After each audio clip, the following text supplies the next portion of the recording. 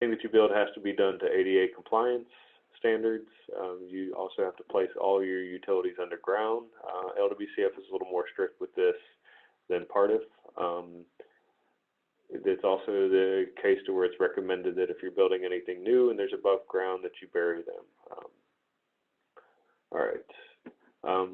Real quick, projects involving school systems are not eligible. So whereas you can partner with the school system for PARTIF, we cannot do that with LWCF.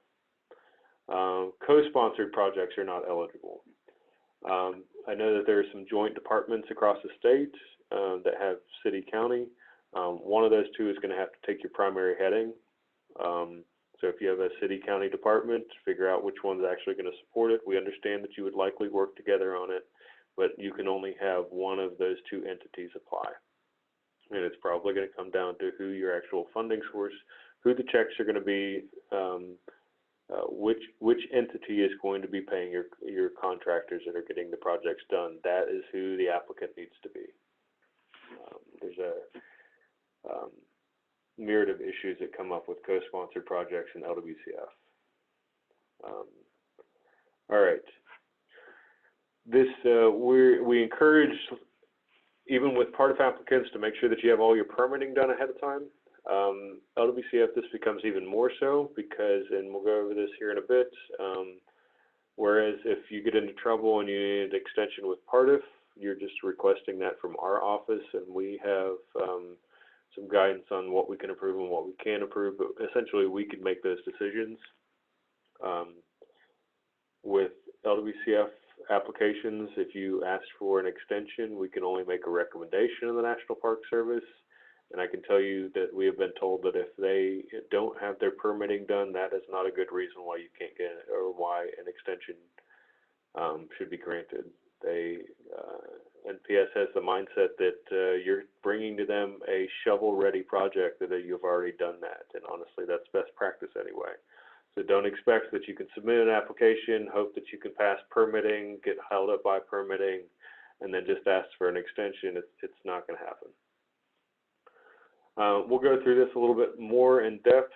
We are, with PARTIF and LWCF, more moving towards digital applications and digital formats. So you'll see with all these, and we'll go into greater depth later, you're going to submit one full PARTIF, or I'm sorry, strike that, one full paper copy along accompanying a PDF flash drive copy.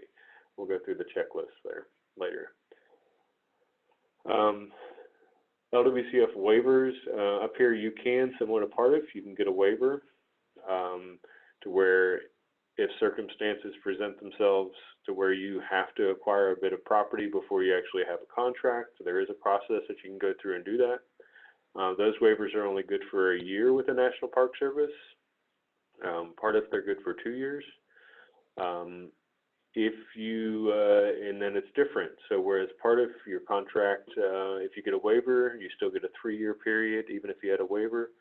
With the National Park Service, if you get approved for a waiver for land acquisition and you get funded, your start date of your contract is going to retroactively go back to the start date when your waiver was approved.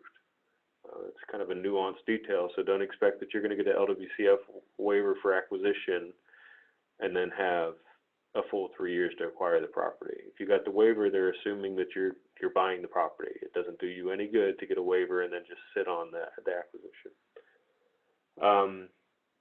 I see more questions coming up. We'll just hold on for a second. Go ahead and type them in, and I'll get to it in a minute.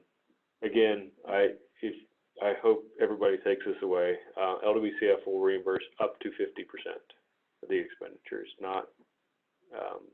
It is not bound to just the 50% level.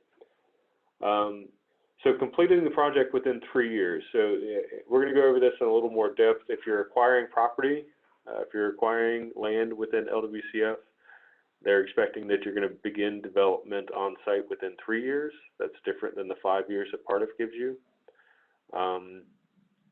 Also, extensions, like we said, are not guaranteed.